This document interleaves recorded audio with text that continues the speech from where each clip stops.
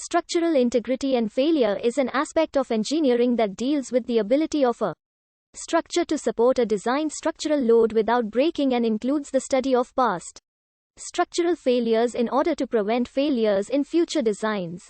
Structural integrity is the ability of an item, either a structural component or a structure consisting of many components, to hold together under a load, including its own weight, without breaking or deforming excessively. It assures that the construction will perform its designed function during reasonable use, for as long as its intended lifespan. Items are constructed with structural integrity to prevent catastrophic failure, which can result in injuries, severe damage, death, and/or monetary losses. Structural failure refers to the loss of structural integrity, or the loss of load-carrying capacity in either a structural component or the structure itself. Structural failure is initiated when a material is stressed beyond its strength limit, causing fracture or excessive deformations. One limit state that must be accounted for in structural design is ultimate failure strength. In a well-designed system, a localized failure should not cause immediate or even progressive collapse of the entire structure. Structural integrity is the ability of a structure to withstand its intended loading without failing due to fracture, deformation, or fatigue. It is a concept often used in engineering to produce items that will serve their design purposes and remain functional for a desired service life. To construct an item with structural integrity, an engineer must first consider a material's mechanical properties, such as toughness, strength, weight, hardness, and elasticity, and then determine the size and shape necessary for the material to withstand the desired load for a long life. Since members can neither break nor bend excessively, they must be both stiff and tough. A very stiff material may resist bending, but unless it is sufficiently tough, it may have to be very large to support a load without breaking.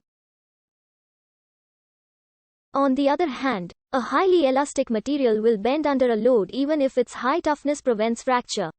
Furthermore, each component's integrity must correspond to its individual application in any load-bearing structure. Bridge supports need a high yield strength, whereas the bolts that hold them need good shear and tensile strength. Springs need good elasticity, but lathe tooling needs high rigidity. In addition, the entire structure must be able to support its load without its weakest links failing, as this can put more stress on other structural elements and lead to cascading failures. The need to build structures with integrity goes back as far as recorded history. Houses needed to be able to support their own weight, plus the weight of the inhabitants. Castles needed to be fortified to withstand assaults from invaders. Tools needed to be strong and tough enough to do their jobs.